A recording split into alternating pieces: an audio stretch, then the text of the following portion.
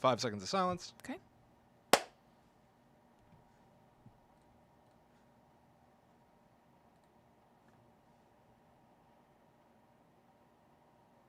Okay, looks like we're live. Great. Hello, everybody. Hello. Hopefully you're all able to get in. You're getting the link going. Yep. You're joining us. You're getting the link going. You're getting the whole schlemiel. It's time for another live recording of Guide to the Unknown. That's right. Who's looking forward to it? I know I am. Great. Was that good? Yeah. All right. Recording another live episode of At GTTU Pod. Yeah. Come hang out as we get silly, getting spooky. YouTube.com/talkbomb. Cool. I'm really actually implies that I wouldn't have been otherwise. This is almost for me a different kind of show. Yeah. Some of the stories that we're going to cover here, I don't know what your research yielded. Some of them are so micro. Yeah. Or so like small town campfire story, urban legend. Yes. I'm really excited for them. It's like a vibe that I really love. Yeah, it's awesome. Hey, I'm There's- just posting about this. Okay. There are stories that like might not have swept the world by storm, Oh yeah, definitely. you know? Yeah, they're very. You're right. Some of them are very like small. Yeah. It's the kind of thing that like arguably, and I'm not one of these people, so I'm not bemoaning this, but like it's the kind of stories that aren't great clickbait headlines or something, because there are a lot of things you've never heard of, but to me that makes them all the more sort of credible and interesting. Yeah. They're little, they're lesser known, they're perhaps forgotten. Yeah, absolutely. And it's really exciting. Hey, Drew. Hey, KB. CBFR. Hey, guys. Michelle. What's going on? Give you my full attention in just a moment. KB asks, does anybody get way too many ads when you rewatch episodes on YouTube? What do you mean? I'm very curious about that.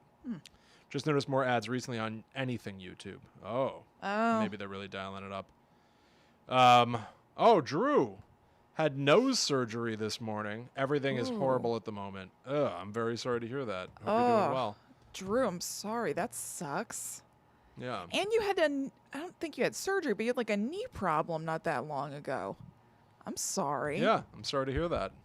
It's a lot. Guys, hey, Michelle also had a knee problem at one point. Whew. Oh, boy. Whew, guys, the unknown listeners have trouble with their knees. I know I It's do. a known thing. Yeah. Yeah, that's right, you do.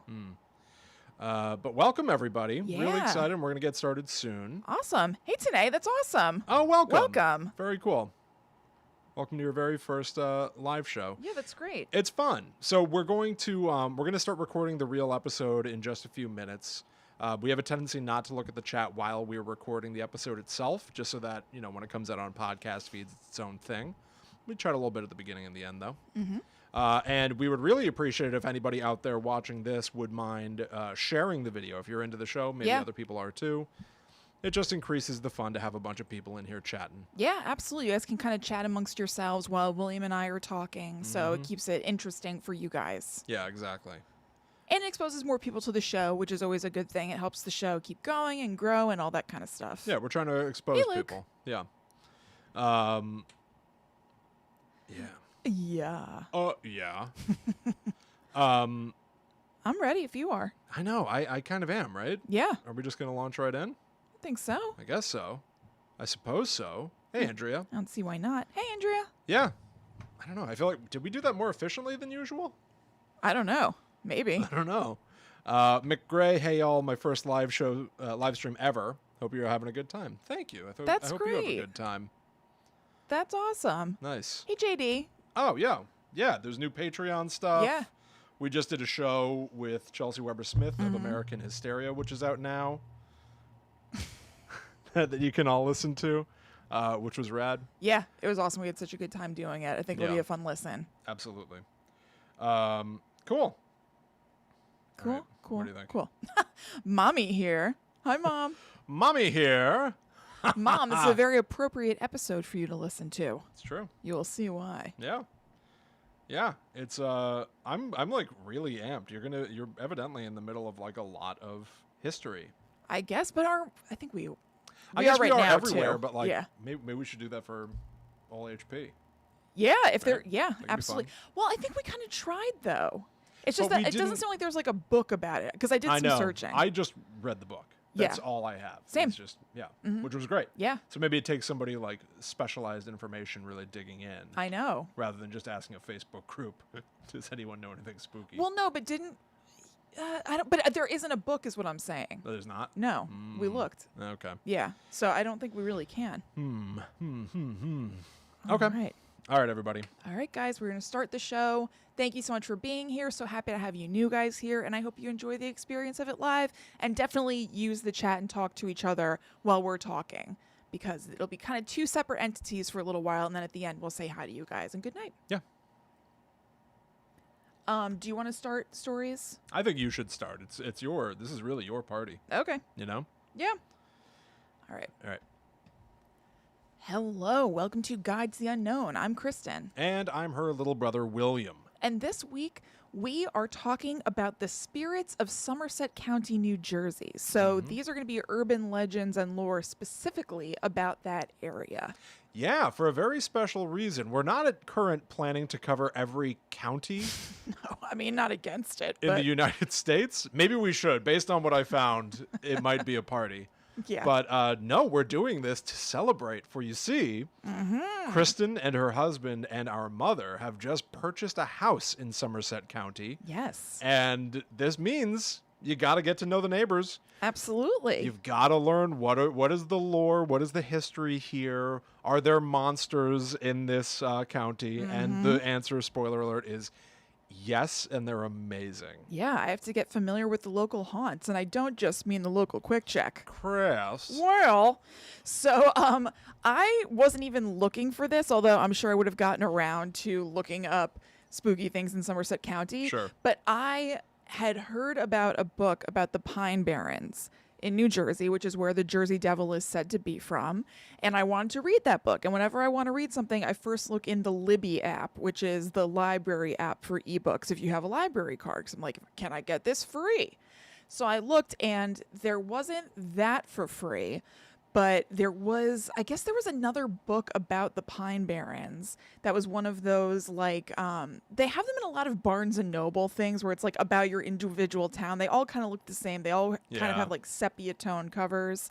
And I was like, oh, these books are on Libby. All right, let me see if there's one for Highland Park. And there wasn't. And I was like, oh, okay, let me see if there's one for like Somerset where I'm going to be moving. And a book came up that was right up my alley so perfectly, called Legends and Lore of Somerset County by Michael Haynes.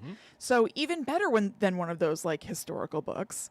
And so I told Will about it, and we are using it as the only source material for this week's episode. We went through when we did a Patreon planning live stream at the beginning of the month. We do that every month on patreon.com/GTTUpod. We sit down and we plan out the next month of shows with our patrons there. And we went through this book chapter by chapter, and we're like, I'm going to take Dead River Witch. I'm going to take this guy. I'm going to take the Goo Goo. I'm going to take the Library Ghost. Yeah, we said it was like picking a team for like baseball and gym. Like, I want Gary on my team. Right. Then it's the other captain's term to pick someone. So we each sort of like picked our monster and lore from this book. And man, good thing this book exists, because I even separately Googled some of these topics to get other like sources and points of view. other sources, other coverage. There's almost nothing for a lot of mine, where it's just like, oh, it just took this author, Michael Haynes, doing the research to find them at all. Right. Otherwise, this is way underground. Right. Nobody's talking about these things. Right. It's really, really awesome. Yeah. So as I get to know my new area a little bit, so shall you. Yeah.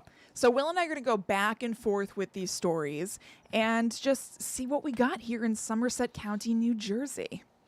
So I'll kick us off, and I'm going to talk about the chapter from the book, The Dead River Witch. So this is something that happened in Liberty Corner in Bernards Township, New Jersey. So first of all, I think I had assumed that Dead River Witch was like describing the witch. She's dead and she's in a river. That is not the case. This takes place near a river called the Dead River. Oh, so Dead River okay. is a noun here, not verbs describing the witch. So it's not quite as scary. Adjective? Yes, adjective. Thank you. Look at you. That was a test. Thank you. You passed. Flying colors, baby. Good for you. Okay. So yeah, not quite as scary off the bat as it sounds.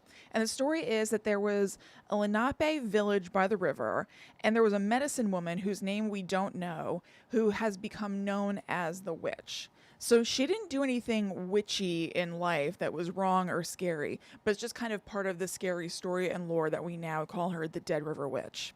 She lived below a giant black walnut tree near the riverbank, and she was known for wearing a multicolored shawl in life. And then after she died, villagers still saw her and that distinctive shawl that would really stand out around the tree that she had lived under on the Dead River. After her death, the tree kept growing, and as it grew, it got humongous and developed this huge chasm in the trunk, which was big enough to fit a person, which reminds me of Sleepy Hollow, like the Tim Burton version with the tree that has like 1 million heads in it. So while she didn't harm anybody in life, in fact, because she was a medicine woman, she probably helped people, it's said that people who hung around too close to the tree after her death would disappear. So that's when the legend of the Dead River Witch was born, and the Lenape started to avoid that area. Years and years later, there was a 9-year-old girl whose name was Martha Maddock, and she went missing, and the locals reported having last seen her near that riverbank with a woman wearing a rainbow-patterned shawl. So there were searches for Martha and or the woman who she was seen with so you get some sort of lead, but they didn't turn anything up, and people wonder if this was the Dead River Witch, again claiming somebody. So Michael Haynes points out that logically, obviously, Martha could have fallen into the river and drowned, and also there were a number of caverns and hollows that like a small person could fit into and then not be able to get out of, which is all really awful to theorize, but is scary. Obviously there's more credence to that than the Dead River Witch took her away. And they never found Martha. The family eventually just presumed that she was dead, and they erected a tombstone in her honor with no body underneath it. That's so scary and sad and I horrible. know. It's also like Eileen Treacle. I know, I was thinking the same thing. Very much like Eileen Treacle in Blair Witch. Do you want to say anything about Blair Witch? Sure, I'm writing Blair Witch. There's a new Hunt a Killer box coming out. I don't want to sound like I'm selling it, although please buy it because they pay my mortgage. I'm selling it. Please buy it. Go to huntakiller.com/Blair Witch. They're doing a box. It's 6 episodes every month. I'm a writer on them. Yeah. And I'm Guys. writing Blair Witch, Guys. ladies and gentlemen. Like officially, like with Lionsgate Oh, and yeah. stuff like that. William and I have talked about Blair Witch on the show a million times. Yeah. It's one of our favorite movies of all time. And now William is writing Blair Witch. William is living the dream. Yeah, you're correct. Yeah, it's very fun. It's very surreal. I'm really excited that it's launched. It's launching like next month. Like not on sale yet, Right. but on sale soon. So And you can- huntakiller.com/Blair Witch. Yeah, and you can sign up for updates on when it's coming out at that website. You can put your Yes. email address in and they'll let you know when it's out. Yeah. Did a lot of like literally writing like the overall arc of the story. It's like an escape room in a box, Yeah. kind of. So it is a game, but it's also a story. Like you're gonna get the next chapter of this story every month that you play and discover. It's like you get to play a movie. Yeah, it's like you get to play a movie. So I wrote alongside our showrunner Eleanor Haney and other writer Travis Madden. We came up with the entire arc. We wrote the individual like documents and everything for the gameplay of it. You might even hear my voice, even if you don't know it's me. There's also a Guide to the Unknown reference, at least one reference I think got through. Yeah. So you can look for that. I'm not even going to tell you what it is. How cool is that? Yeah. So that's an aside, but That's an I aside, couldn't yeah. let it go by. I know. Part of me didn't even want to bring it. I'm sure there's going to be a lot of times that I do bring it up Yes. with more actionable stuff. Because again, as of this recording, you can't even buy it yet, but it's coming out October 2020. But like a lot of what we're covering here, I love Blair Witch. Yeah. And so much of what I love about Blair Witch, I got out of these stories. Like that story of a girl that drowned in that creek, or is theorized Right. too. Like it's those small pieces of history and lore that when you collect them all together and put them in a book about the spirits of Somerset County, they all really add up to like this. You can build this theory in your head of like something is going on there. Right. There's a lot. Like Yeah, it's an crazy epicenter. for a kid to completely go missing and no one knows where they are. Yeah, it's absolutely true. And it's also not impossible that like Eduardo Sanchez and Dan Myrick, who made Blair Witch Project and wrote the story of a little girl, Eileen Treacle, who drowns in an inch of water. It's not impossible that they heard that story or a Right. story a lot like it No, it's not. and modified it for their purposes. Yeah. From New Jersey down to Maryland. Yeah, Is it that's- that big a stretch? No, not really. Yeah. No, you're absolutely right. All right. You Oh, okay. Yes. Sorry. I That's didn't okay. realize that. I felt like I was interrupting your entire No, that was it. flow there. Okay, cool. That was one. Yeah. I'm going to go with then. Do you want a big one or do you want a weird little one? Whatever you want. Let's do a big one because mine was little. Let's do a big one. Okay. So here's a biggie. This is the Great Swamp Devil. Okay. Okay. Now, evidently, there is another devil in New Jersey aside from the Jersey Devil. Lives in the Great Swamp National Wildlife Refuge of Somerset County. There is no definitive origin for this thing. Okay. It just exists. Okay. It's just a devil in that swamp.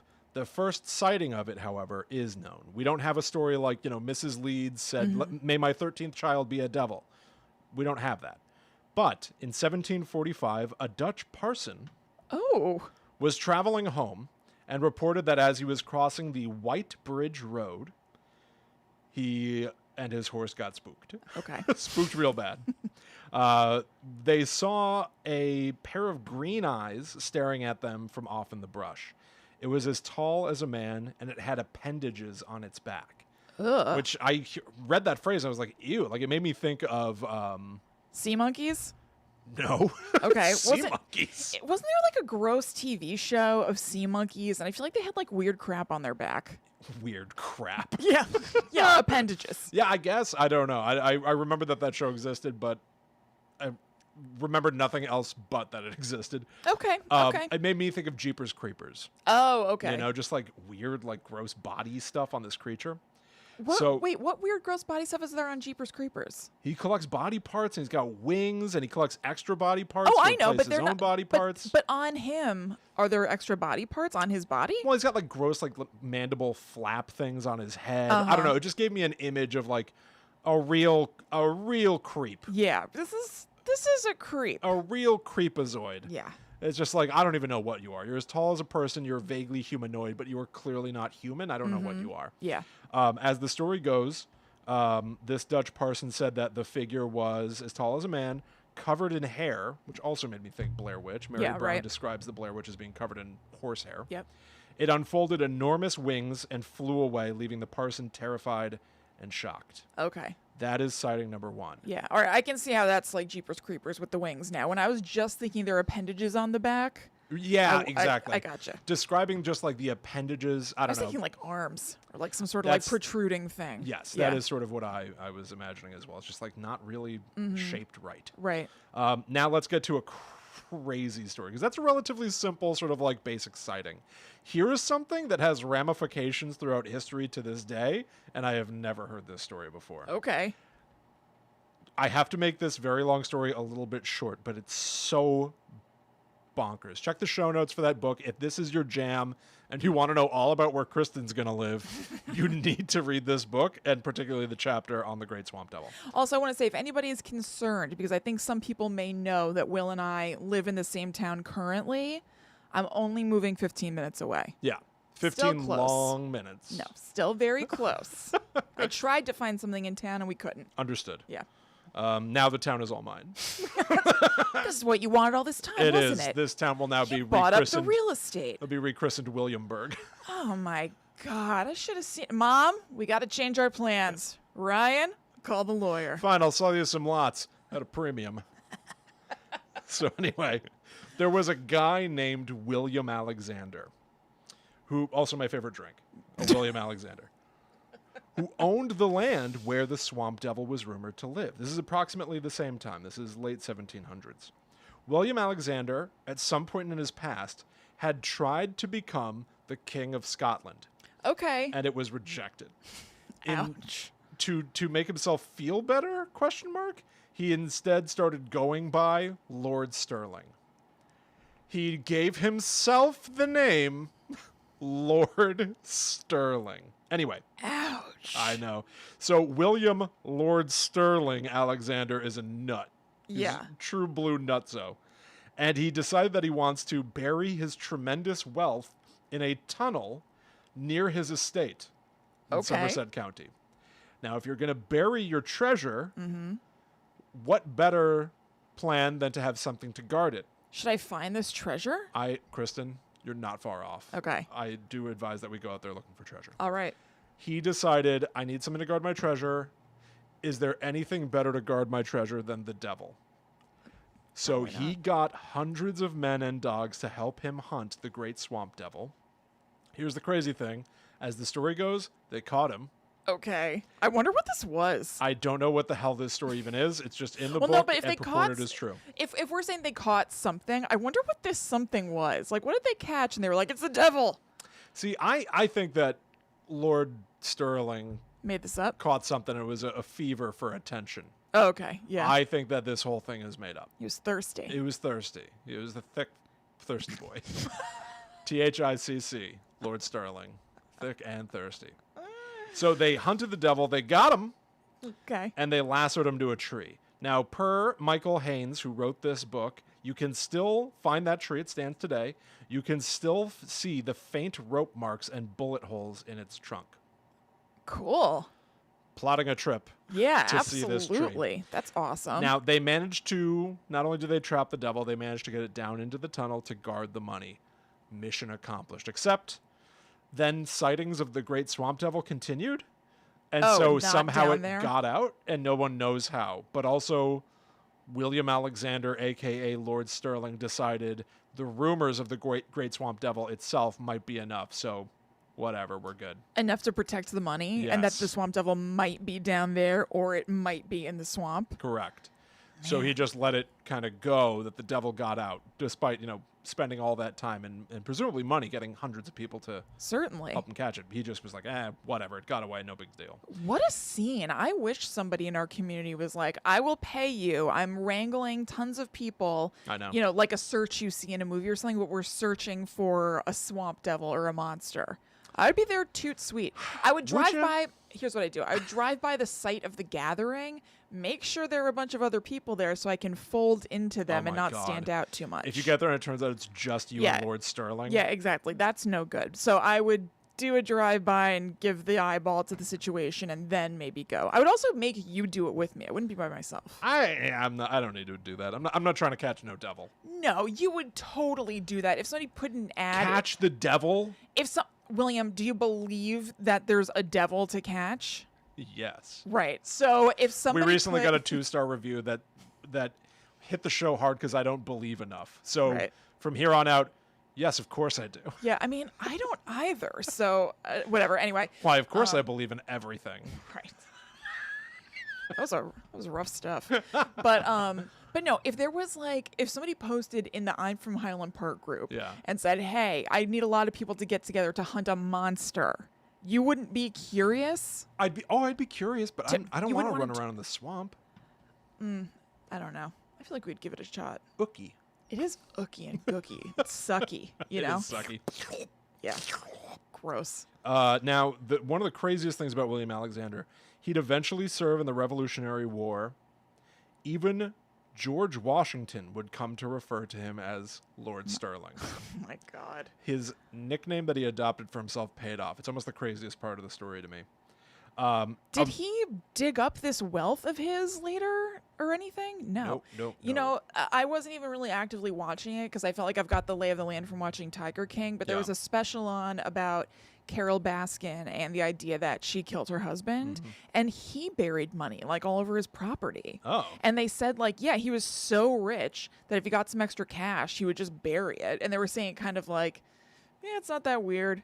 And I was like, I can't conceive of being so rich that you just put like a bunch of money in a mason jar and then like put it in the ground by your porch. No, I'd bury it today and then dig it up tomorrow. Yeah. It's such a weird practice. It's so it just bizarre. doesn't even seem. I know. Doesn't seem like the best way to do it. So here's the thing. Lord Stirling eventually died. His house burned down, and the location of his gold underground tunnel vault is unknown to this day. So, on top of all this, on top of the Great Swamp Devil story, maybe there is the treasure of Lord Stirling hiding out there in Somerset County for you to find. There's a treasure to be hunted. There's a treasure. All right, one other story about the Great Swamp Devil. Two. I'll make them short. Please. In 1888, a family was crossing a bridge. They came across the devil as well. Tall, eyes that flowed green, the whole Right. thing. This time it spoke. Seems to be the only time it ever did. It said, "Leave New Jersey or you will be doomed." Oh. The Abel family, it said in the book that there was nothing special about them, where it was like, why would you focus on this guy and his family to make them go away or whatever? Mm-hmm. But Yeah, they what do just you- left. yeah. And then like a paragraph later, they say, also, he left a bunch of unpaid debts behind. He left so fast, which I'm like, well, that could be motive to want to skip town. Absolutely. Right? Yes. So- yeah, and you're like, oh, I had to leave all this stuff done. The devil told me to leave. What am I going to do? Yes. Then there's this, which I really like this story and image, and it's very cute for me. In the 1930s, two guys who were just hired to work on that swamp for like a government national works project or whatever, named Bill and Bob.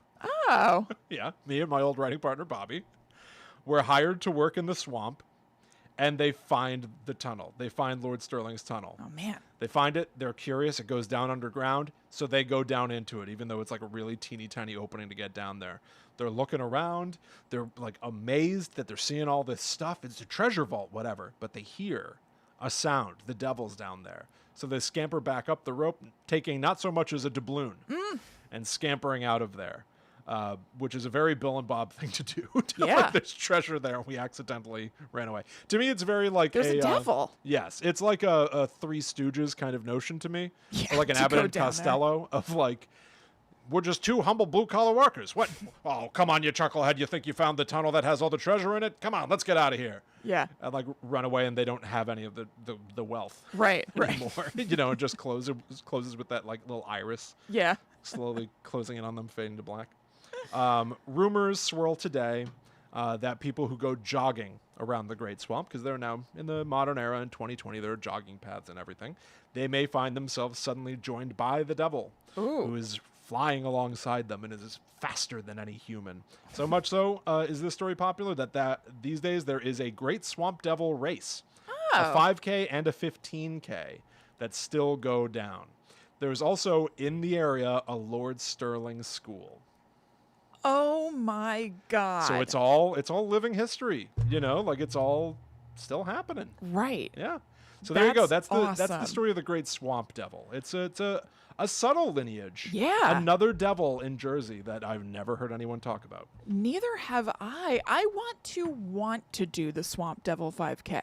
Oh God. I don't actually want to. I wish that I did. Yeah. That seems like a cool thing to do if I was into running. Okay, so I'm going to tell you about the Pluckaman Orbs. This is from Pluckaman in Bedminster Township. Yes. So, some of the very first Native Americans to settle in New Jersey did so by the Schley Mountain in what would later become Pluckaman. And shortly after they arrived, they began seeing big blue orbs every night. Big blue was hard to say. They started to see big blue orbs every night, which seemed to come from the mountain and streak around like crazy. So they would fly down over the mountaintop. They'd stop. They'd change direction. They basically just acted in an unnatural way. I'm not talking a shooting star here that's just going from left to right or what Yeah. have you. It's acting like something is It's controlling it or manning it. Zigzagging and moving on some path. Yeah, Yeah. exactly. It's doing whatever it wants to do. It can stop. It can turn around. Whatever. Cool. These lights would occasionally hover, and their size would vary sometimes, but they all carried the same blue color, which is described as luminescent and kind of like the blue of a gas burner, like a really, really intense glowing blue. So that group of Native Americans ended up moving on from that area because of the weirdness of these lights. They didn't feel good about them. They didn't know what the deal was or anything, but they felt like this was evil and we probably shouldn't be settling down here. We should be getting away. So the Lenape tribe also experienced lights all over the state and of different color and size. They weren't all necessarily blue, but they also thought of them as something to fear. Spots where those lights were seen a lot were to be avoided, and the Schley Mountain continued to be a hot spot for them. So nobody was really into this Schley Mountain. Yeah. Schley, not sure. So then when the colonists started to roll in during the 16th century, they also saw these lights, but the promise of farming the landscape was enough to cancel out their fears, and they took over the land anyway. They were like, look, we want this stuff. I know there are crazy lights and everything, but we're still pushing you out, and we're still taking this land because we can farm it and we can make money on it. So, like, screw whatever this is. Yeah. But this I found very interesting.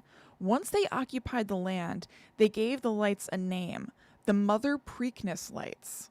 They named them after a supposed witch who lived in Summit, New Jersey, the idea being that the lights were the spirits of Mother Preakness and her coven coming over the mountain to do their magic in the fields below. And it turns out, I didn't look into this further, but witches and magic were more tolerated in New Jersey than in other places in New England, namely like Massachusetts. Go figure, That's great. right? I know. So they were willing to tolerate the lights and what they meant as long as they didn't affect the crops. They were always looking out for that bottom line. And so they just kind of lived with them, but regarded them as something magical from the spirit world. And they're just like, all right, fine. That's great. Yeah. Yeah. Can I piggyback off of that? Yes, please. Because that's it for that. One of my things for the lights was about the different colored lights and what they mean. Oh, cool. Yeah, so it's sort of simple. It's pretty straightforward, actually. There are white lights, which are said to be angel lights. They're possibly benevolent. Maybe they ward off evil. There are yellow lights, which may be marking where treasure is buried. So keep an eye out for that with Lord Stirling's gold. That's right. However, they do point out that treasure obviously has the multiple meanings of, like, one man's treasure can be another man's trash. Sure. You know, where it's like maybe Lord Stirling's treasure was like, Yeah, maybe it's not necessarily doubloons. it's like I mean, his he's powdered wig collection. right, and like he's a weird guy who gave himself his own nickname because he wanted to be the king of Scotland. Right. So maybe it's like a paper crown. It's like model drawings of he made of himself. Yeah, right. Something that was emblematic of him becoming king, and it never happened. Exactly. But even still, a yellow light should be pointing out treasure, regardless of the meaning that treasure holds. Okay. Blue or violet light portend doom. Supposedly, Charles Lindbergh and Orson Welles each saw blue lights themselves, bringing their own form of, Yeah, they were like malice-filled future. harbingers for them. Red lights are truly evil. Per the book, these are the lights that want men's lives. Green lights are even worse. Green lights want everything. Your body, mind, and soul. Oh my God. So keep away from green, red, blue. Don't worry about white and yellow. Yeah, You're cool white with and yellow are fine. Yeah, all good. Holy moly. Yeah. All right, good to know as I venture into this strange new land I know. 15 minutes away. All of this implies that, like, you're going to cross, like, the town line and, like, there's going to be a devil. Right. There's going to be all these lights swirling all over the place. Yeah. There's going to be kids in creeks. I'm going to be basically like walking through a vortex into something crazy. Yeah, exactly. Although there's weird stuff here too. Like, I know. There was. Well, that's the thing that I'm really thinking about through all of this, because, like, we're covering Somerset County, New Jersey right now, but I'm really, like, everywhere. Yeah. Everywhere on the planet, there is folklore. There are stories, but we've forgotten them. Anytime there are people, there are going to be folklore and scary stories. Yes. So. We are social creatures. Yeah. We see things that aren't really there, or we see things and have a hard time convincing other people we saw them. And also, we die and leave stories behind us. Right. And so there's history everywhere you go. And we like to contextualize things in a spooky way.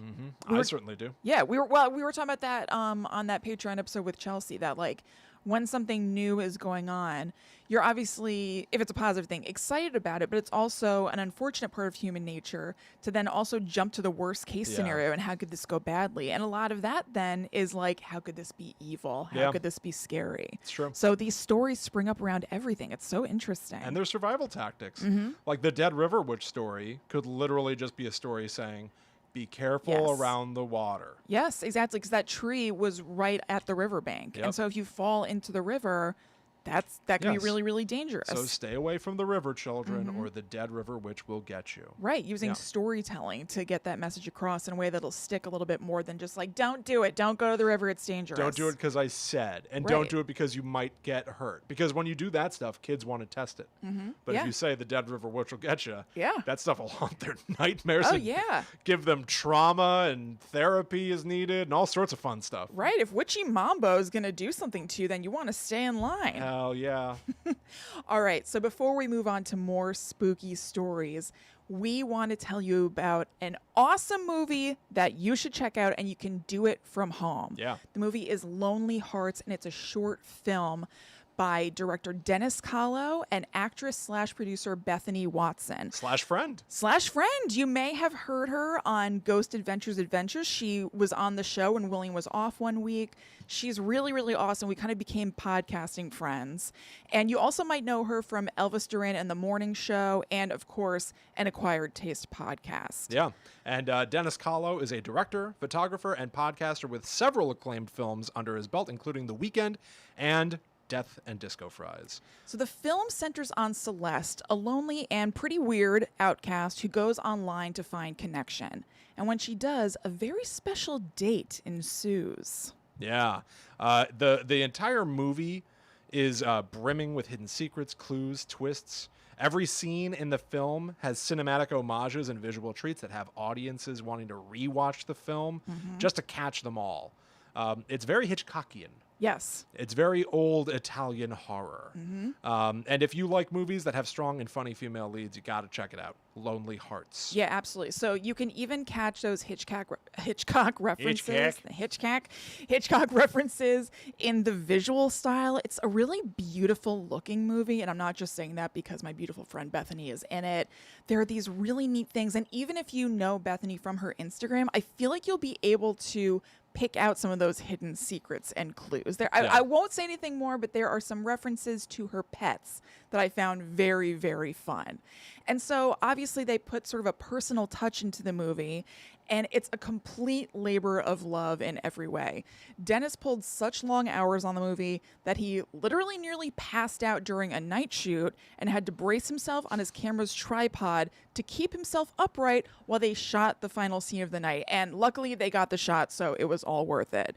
But we can definitely appreciate a labor of love. Oh my God, yes. William and I, engage in one every week, but this is on an entirely different scale. It's such a good movie. It's beautifully shot. I personally went into it knowing nothing about it except for what was in the trailer, and I would suggest going in that way. It's a short film, so it's about 16 minutes long, but it is so good, so engrossing, and hopefully we will be seeing more of it because Bethany has talked about this on an Acquired Taste podcast, so I feel like I can say it. She and Dennis are working on stories and scripts to pitch to the Shudder Network for a TV series. And I think just from watching this short film, you can feel how much further it can go.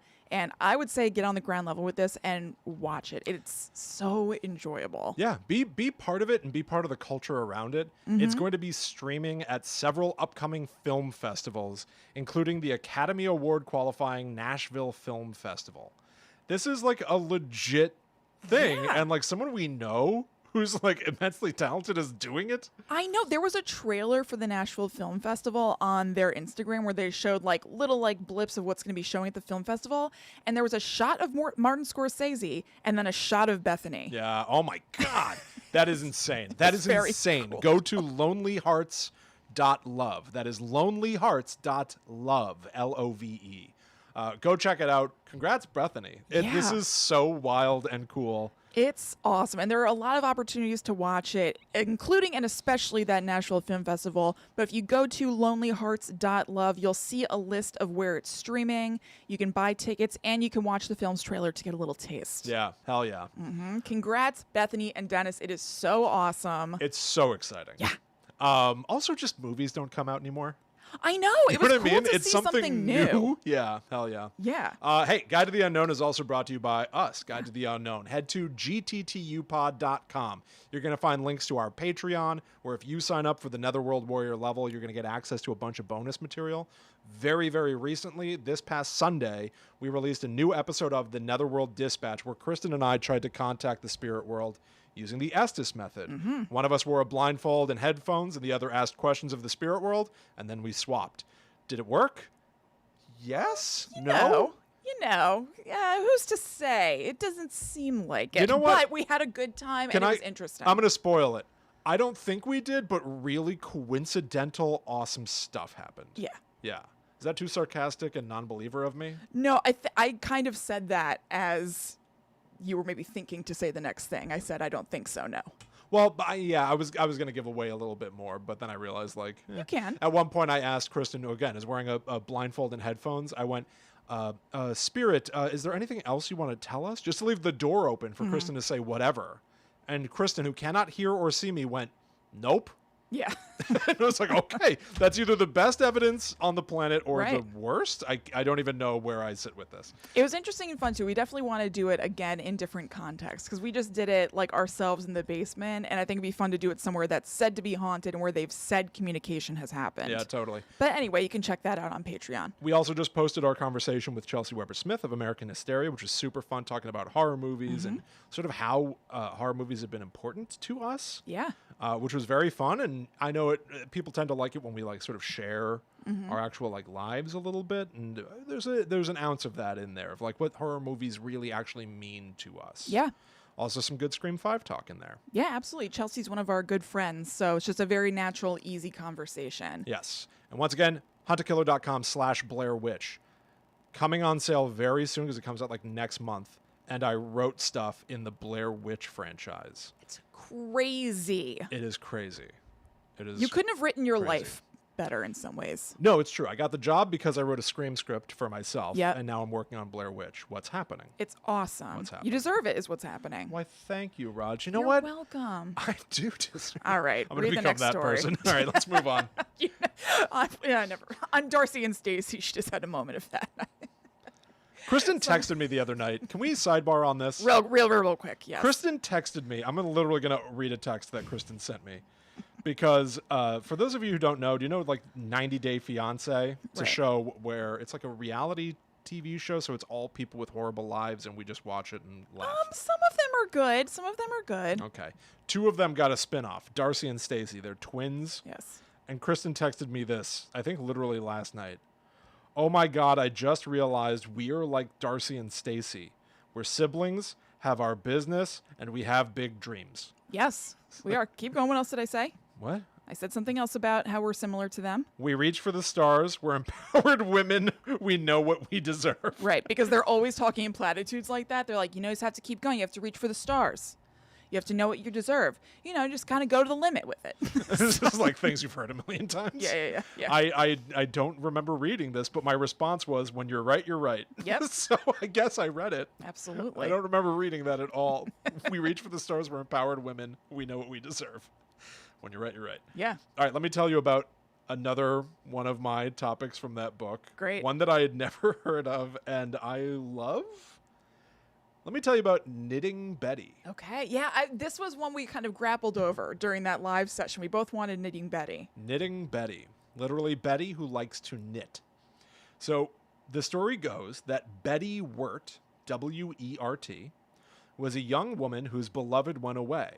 And so she perched herself up on a rock on Sourland Mountain Oh, yeah, I know that's a thing. Blech.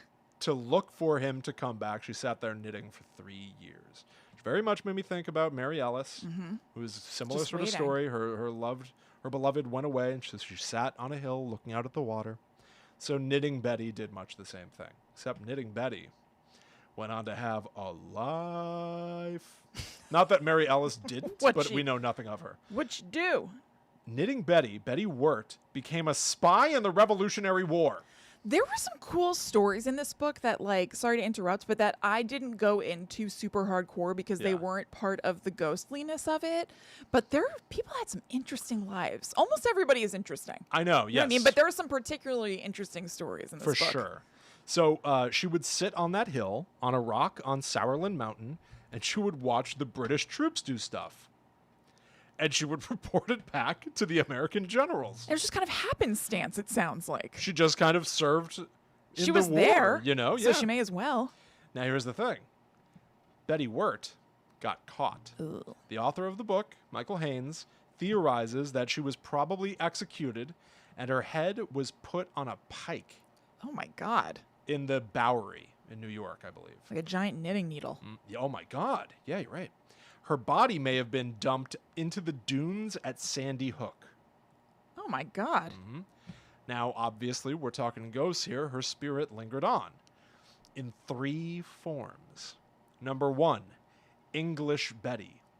For non-natives to the region, which you are now, but Right. won't be soon. So Be crossing the threshold into a native. Well, not really. But... she considers you the English because you're not from here, Oh. right? So when you see her, you might see her peacefully sitting on the rocks knitting. You're basically being spied on by Knitting Betty. Boy, she's going to be disappointed. I know. Hope But she likes Darcy and Stacy.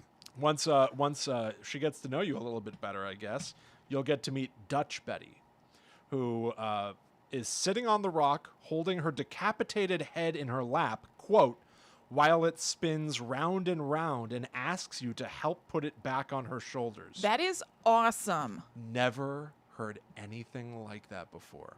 That's Her awesome. decapitated head is just spinning around and around and around in her lap. Oh. Then, of course, the third form, Black Betty. There's a large cloud in the sky lit from within. Inside, Betty's headless body can be seen sewing a pouch made from the flayed skins of people who commit evil in the mountains. Whoa. So she's getting revenge and doing some good. She's punishing evildoers on Sourland Mountain. I do have a short story of an encounter with Knitting Betty.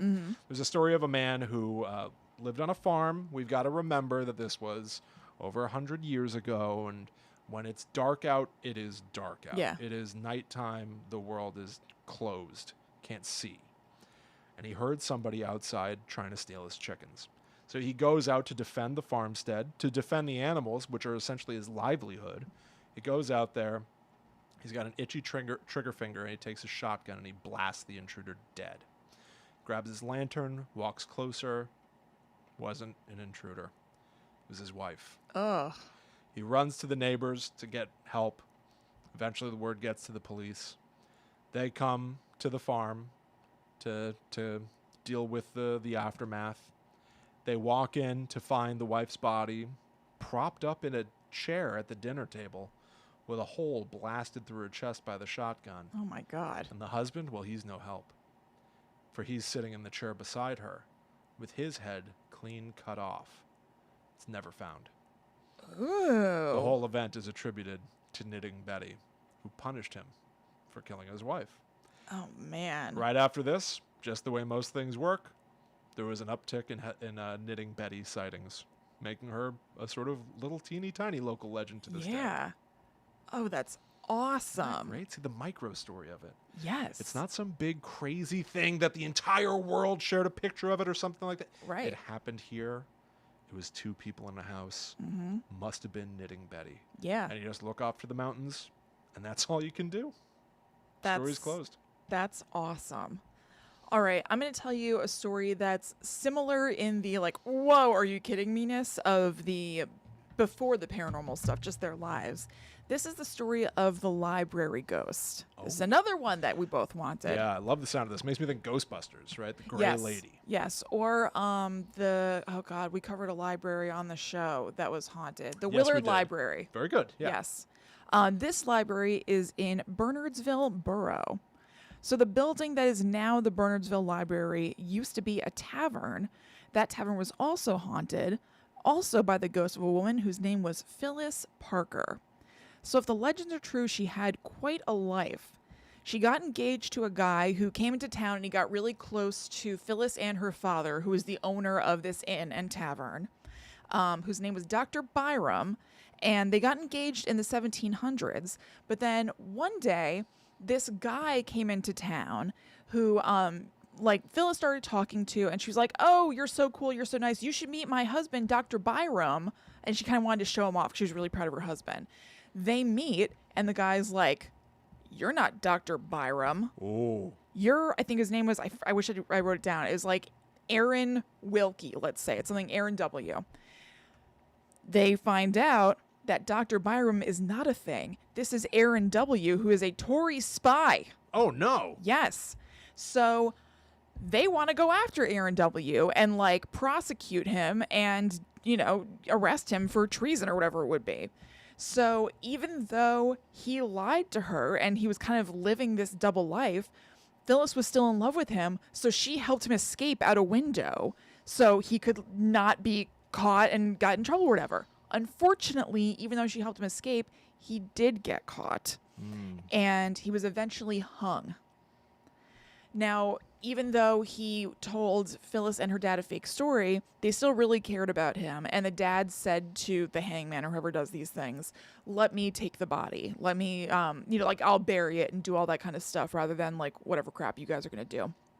So it brings it back to the inn and tavern, which Phyllis knew about, I presume. But then later that day or that night, in the middle of the night, they heard this like screaming and crying from downstairs because Phyllis had made her way downstairs. She had been kind of like sick with grief, but she got up, she went down to the coffin, she opened the coffin and saw her lover dead. Ugh. And the story is that she instantly went insane with grief. Oh. And that she died of a broken heart not soon, or soon after that, excuse me. So let's cut to the future. Phyllis became known as the library ghost because, again, the library replaced the tavern, and the library was kind of by the local police station. So I thought this was just kind of a cool detail. Local police on their lunch break would park their squad cars facing the library to kind of try to catch a glimpse of Phyllis while they're just like taking their break and eating, and maybe they'll be able to see like a cool, creepy ghost. That's the kind of stuff that I would do. Mm-hmm. Oh, yeah. For sure. I used to park at the Mary Ellis grave and like eat a sandwich there. Yeah. I've worked from home for the last like 2.5 years, so sometimes I'd literally just take a lunch break, go out, get a sandwich, and then park by a grave. Mm-hmm. Or just looking. At my old job, I would just park by the woods and just look at them. Oh, yeah. I used to definitely just park by the woods and look while I'm eating a sandwich just look at jobs. Them. Yeah. Just staring out. And they said that almost everyone on the squad had a story about having seen Phyllis. So library employees heard strange sounds and noises, kind of like typical ghosty stuff. Books and different objects would go missing, and equipment would malfunction. So it seems like for this library and for this area, Phyllis is a total known quantity. She's a thing. You just accept that, there's Phyllis, the library ghost. So the amazing Kreskin... You know who that is? Were you expecting to hear about the amazing Kreskin?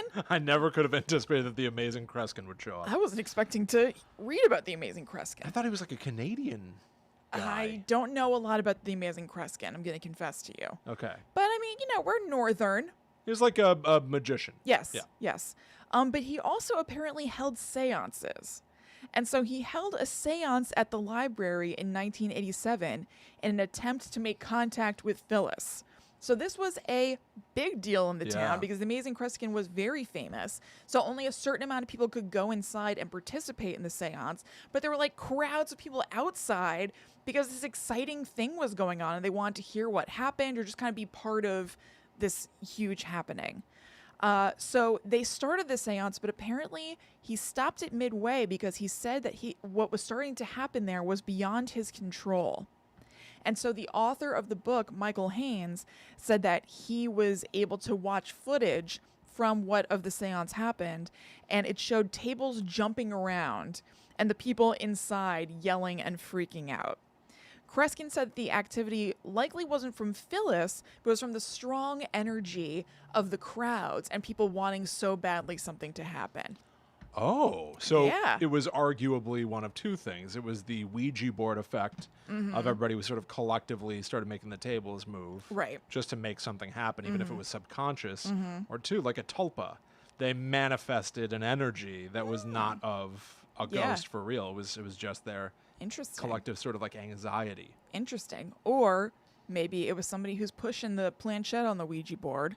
And Kreskin had somebody in the crowd who's a phony doing a little baloney. jostle, a phony baloney. Yeah. I don't know a whole lot about Kreskin. Michael Haynes didn't seem to think phony baloney. He was like, the energy of the crowds thing is a kind of cool idea, makes sense. Michael Haynes, But he might seems not to have wanted to be- say it, Michael you know? Haynes, the author of this book, appears to be full-on believer, from what I can Yes. tell. He also cited, like, seeing the Great Swamp Devil or seeing, like he had like personal stories of things Yeah. that I often didn't cite in my work. But Same, because a lot of times they're not as interesting. It's the kind of thing that's interesting if you experienced it, but Right. just the same way that I glossed over where I was like, ghost stuff happens, like books got misplaced, whatever. There are those kinds of stories. right, yeah. Cool, but just not that interesting to relay. The historical stories are just so much more sort of Yeah. potent. Yeah. So cool. And they're expanded from what at least I said in this one. The story of Phyllis and all that is, there's a lot more to it. I would totally recommend checking out this book for all the expanded versions. So, they said that it wasn't Phyllis. Could it have been another ghost What? that was found to live in the Birdsville Library that we didn't know about until a paranormal group came to investigate the library in 2011 and found that in addition to Phyllis, there was a spirit named Clara who is thought to be a former librarian and who may be responsible for the technical glitch side of this haunting. They also saw a man in 18th century garb. Could this have been Phyllis's spy, reunited with her in the beyond? Yes. We may never know, but yes. Yeah, the answer is yes. Yes. I thought you were going to say, in addition to Phyllis, there's Bob Vance Refrigeration. That's right. That is an addition of Phyllis. Yeah. Also, when you were talking about Kreskin, it made me think of this story. I went to D.C. once to visit a friend in college, and I saw, that guy from the infomercials? Yes, with the question marks. The question mark suits, and he'll help you do your taxes. I saw him in a store, and he was wearing a silly question mark suit. And I kind of gave him a look like, oh my God, you're the question mark man, or the you. exclamation point suit man. Oh, yeah, it is exclamation points. Yeah, maybe. he doesn't dress like the Riddler. He dresses Right. like the exclaimer. Right. And he shot me a look like, don't you dare acknowledge me. I was like, you're the one wearing a suit covered in exclamation points, bro. I'm about to say, it's one thing if, it's a celeb who's trying to fly under the radar and you call him out, but he's wearing the exclamation point You're suit. the question mark suit man, the exclamation point man from those commercials, okay? Yes. You don't get to fly under the radar. You're clearly pal. not trying to. Yeah. Not like when I was in a vampire tour in New Orleans with The Edge from U2, who was just trying to live his life with his family. Isn't that incredible. awesome? I Yeah. thought of that this week because I turned on the car and there was an ad for the radio where it's being like, hi, this is Paul McCartney. Hi, this is The Edge, whatever. And I was like, I know him. Oh, I thought it's funny that you don't think about him every time you turn on your car because the on sound of Kristen's car is hello, hello, Oh my God, Will. and the engine goes hola, Hola. and then the car is ready to drive. Oh my God. It's a cool joke, right? Oh no. No, should we cut that out of the show? No, go on Can with you the cut that story. out of the show this week? No, I can't. Okay. I don't know how. I suddenly don't know. She drives the U2 themed. I have a U2 fan car. Yeah. I almost bought a Tony Stark car. That's true. When I went to, that was to cool, get my though. latest car, there was a whole like Hyundai Elantra, Yes. a Hyundai Kona that was the Tony Stark version. And I thought you were getting it. Like I you know. sent it I to took me. a picture of yeah. it for Kristen. I said, "This is the car I'm getting." Yeah, and I was like, okay. Listen, I love me some Marvel movies. Yeah, I mean it's fun. I think it'd be a fun, weird thing. It was painted with a special metallic finish that you're not allowed to get wet. Yeah. Really? Yes, you had to basically like wash it with a diaper, like in Ferris Bueller's Day Off. You're not allowed to get wet. It's What like about water rain? can damage it. Yeah.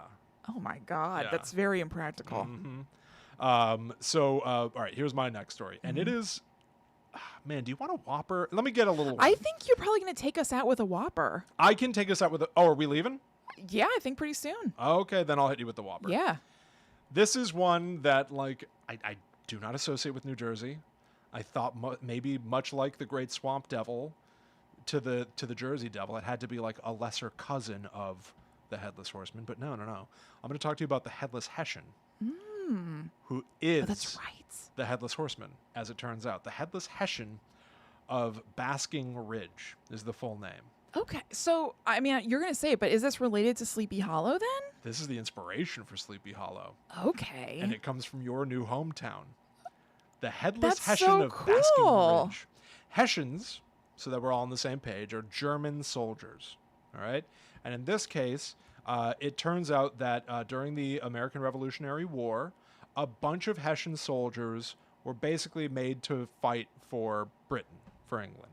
And so for a lot of these guys, they were caught up in a war that they didn't really have a part of. They were fighting for Britain against Americans, and they're Germans. Right. It's just like, okay, we're here. So there was a battle not far from Lord Stirling's estate. Oh my God. The crossover. Uh-huh. The extended universe. It's true. The extended Somerset County paranormal universe. There was a crew of Hessian soldiers that were positioned awaiting battle. They thought that something might break out. They were just sort of standing watch. It came far more swiftly than anyone anticipated when the American cavalrymen suddenly appeared and swish, immediately lopped off the head of one of the Hessian soldiers. Here's from the book. It's said that a suddenly decapitated head can remain alive and conscious for 20 to 30 seconds before the blood finally drains from it. It makes you wonder if the Hessian, his head coming to rest in a roadside ditch, might have actually seen his body and horse gallop away into the fog. Oh my God. So that's rough. This would eventually spawn the story of the legend of Sleepy Hollow with Ichabod Crane and Brom Bones. Mm-hmm. But those people are not part of this story. No. No. There's no salted egg in this story. That's in the Disney cartoon. Oh, that Disney cartoon is so good. Yeah, We it's watched awesome. that last year, and it still holds up. The true story of the Headless Hessian says that people of the area began to see the decapitated rider in the area of the Great Swamp. But he didn't want to take their head to replace his. He was headless. Yeah. He can't see. Okay. He doesn't even necessarily appear to know that anyone's there at all. He's riding in circles, confused, lost on his own out there in the swamp. Washington Irving would later hear the story and become inspired to write The Legend of Sleepy Hollow. I also want to point out one last thing about it, because there's not really a lot to the story. It's actually a very simple notion. Like Washington Irving added all of the narrative wrinkles to it. Right. But at its core, it's a guy got his head cut off out of nowhere and is lost, riding around in the fog with no idea. Yeah, where to go, just unresolved. But this all happened near, again, the White Bridge Road, where the Great Swamp Devil was sighted by that Dutch parsoner. Ooh. And not only does that imply that the White Bridge Road might be some sort of a hot spot, but it also sounds a lot like Washington Irving's story where the covered bridge is where you run to get safety from the Headless Horseman. Right. I don't know. Is that a place that you should go? The White Bridge Road. Also, white are those lights that are benevolent. Yeah. The White Bridge Road. Does that mean safety? Is that your home base? Is that your Ollie Ollie Oxenfree when you move there? Maybe. I'll have to run for the White Bridge Road. I'll have to find out where this is. Kristen's going to be traveling down a long road in the fog to get to her new house, hearing the frogs just go, Ichabod, Ichabod, Ichabod. Whistling to herself to calm herself down, then and see the Headless Hessian. Yeah. I love that cartoon. Oh, I do too. It's so good. I'm going to be hauling ass toward White Bridge Road. Hell yeah.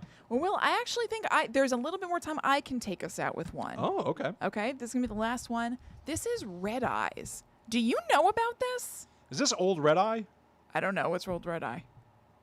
I don't know, but I've heard the name before. Okay. That's the best I can associate. So it's New Jersey's version of Bigfoot. I think I have heard of this. I was vacillating between, I can't believe I haven't heard of this, and I think I've heard of this when I was reading it. I'm really not sure, but this is from Bedminster. This stuff happened. It was given the name by, again, colonists who heard about the creature from the Lenapes, or possibly some of them saw it themselves. The name came from the color that the creature's eyes flashed at night, red or sometimes orange. Some people called him Orange Eyes, which doesn't sound as good. I would go with Red Eyes. Red Eyes is way better. Yeah. Either way, most animals' eyes flash yellow or blue, so this was notable and weird that in the dark you see this red or orange flash. It was also believed that the color of a creature's eyes belied its intent, and red eyes are evil. And so, since orange is just a hop, skip, and jump away from red, there's trouble no matter what. If you're seeing red or orange eyes, no good. So sightings of red eyes died down in the 18 and much of the 1900s as New Jersey's forests and wildlife were taken over by construction, But when the major construction boom died down and people started creating more housing here than just kind of like agricultural or production stuff, forests and wildlife returned, including red eyes. And I didn't write this here, but it was in the chapter and I thought it was interesting. Even with New Jersey being the most densely populated state in America, we still have more forest land and stuff that is untouched than touched land. Isn't that right? surprising? I want to say it's surprising, except Allie and I just this past weekend tried to go to the Pine Barrens. That's true. The Pine Barrens just themselves alone are incredibly massive. Huge. I thought we were going to go to the Pine Barrens and see some Jersey Devil stuff. I did not know that the Pine Barrens are comprised of like 50 different state parks. Yeah, they span. It's huge. Right. Like if you're driving on the New Jersey Turnpike South, the Pine Barrens are by you for like a ton of the ride. Yeah, I think when people think of New Jersey, even the stereotypes of New Jersey, they're thinking of Newark or those factories when you're coming in from New York. Yes. And like they think like New Jersey, factories, stinky, LOL, LOL. Stinky LOL and malls. I don't know if people still think of malls being very New Jersey, but that certainly was a thing. Is that right? Yes. But no, it's the Garden State. Yeah. There's a lot of like woods. Yeah. Yeah. There's a lot of lush greenery to be found. Oh, so lush. So lush. So they started building housing again and stuff. And forests and wildlife came back, including old red eyes. Oh, no. Not old blue eyes. Old red eyes. Reports of him resumed in the late 1890s and then saw a bigger boom of reports of red eyes in the 1970s and 80s. And I wonder if that's because maybe the legend got passed down, and just, I don't know, hit a generation of people who were like on the lookout for red eyes. So there's a spooky place called Ravine Lake that has its own legends and paranormal stuff, so people would go out there and check it out. One night in 1986, a husband and wife got lost there during the afternoon, and since the roads are too narrow over there to pull over, they stopped in the middle of the road to try to figure it out. While they were stopped, they saw something in their rearview mirror that they couldn't believe. It was a creature walking on two legs with one arm dangling at its side and hair so dark that they couldn't discern any features. They were so shocked they didn't turn around to look. They just kept looking. They just kept straight ahead, but they were looking at it in their rearview mirror. Ooh. The creature approached the car and nudged the back of the car with its hip, like hip checked the car, and then turned around and went back the way it came. Now, car bumping is apparently a trademark of red eyes with Tag. similar, You're with it. similar like tag reports from 1930 and 1966. So, could this like interaction with cars explain the other weird thing about the creature, or maybe were they just like so overtaken by fear that they weren't taking in things? Here it is. Neither the husband or wife saw a head on the creature. It basically looked like it ended at shoulders with no protuberance of a head. They later came to wonder if there was a head, but the shape of it, like the negative space of your like neck and shoulders, was obscured by its second arm, maybe with a dislocated shoulder wrapping around their head. Because they only had one arm hanging down, and then they were wondering if the other one was wrapped around, creating the shape that they saw. That's so weird. Like it was resting its arm on its shoulders. Yes. And so maybe it got injured in a car bumping gone wrong? I don't know. Ooh. That's so weird. Yes, very, very strange. So red eyes. Red eyes. Yeah, the notion of the creature possibly being in pain, when you hear stories about Bigfoot or something, it doesn't limp. Yeah. We always assume that these creatures are uninjured and in fine standing Vital. in and of themselves. Right. It's interesting that red eye might be like, I'm going to say the word zombie, but you know what I mean? Yeah. Like in some stage of damage. Yeah. That's really odd. Yeah, one arm hanging, and then maybe the other one was like dislocated. Yeah. Very, very weird. And very animalish. Like Yes. a cryptid as just like an animal that's getting by. Like, you see them online and stuff where it's like, here's a duck who like, is missing a foot and yet it is still alive and Yeah, able to they get find around ways okay. to adapt, right? Yeah, it's like Red Eye's been through it. Yeah. Red Eye's lived a life. Yeah, he's really dealt with it. That's interesting. Yeah. So much for you to consider, I Kristen. know. I know. Who are you going to make friends with brave first? New land. The Dead River Witch, the Great Swamp Devil, Red Eyes. I think I want to get Knitting Betty on my side. You probably want Knitting Betty on your side. She seems to punish. Yes. The other ones so don't really punish as much. I want to make good with Knitting Betty, I think. You know, Allie loves to knit. Yes. You could probably get her to go in there, make a good connection for you or something. Absolutely. Allie can ask about patterns. Yes. Yeah. What kind of fiber are you using? Oh, you fiber craft. You know, today we'd call you use the fiber lingo. crafting Betty. Right. Get her up on That the could new be stuff. condescending. Really? Not helpful. If I was like, today we call you fiber crafting Oh, Betty. right. I mansplained Like it. you're not from Yep. this time, You're just right. so you know. So I think I would reverently still call her Knitting Betty. But I does might she refer want to be to- known as Knitting Betty? We don't know. That's true. That's just maybe she. You know what? Maybe she just wants to be Betty. Yeah, how about that? How about we take away the stigma of Yeah. the haunting and everything, and I just see her as her. Yeah, you get to be Betty. Whoever you want to be. Yeah. Hi, I'm Kristen. Hi, I'm Betty. I'm gonna carve your skin off your face and sew it into a pouch. Oh! Okay, that's cool. Okay. It's all good. You do you. I'm All gonna right, back man. away. It's all good. Hey, nice to meet ya. Have a good one. Yeah. Have a happy and a healthy. I'm out. You too. Bye bye.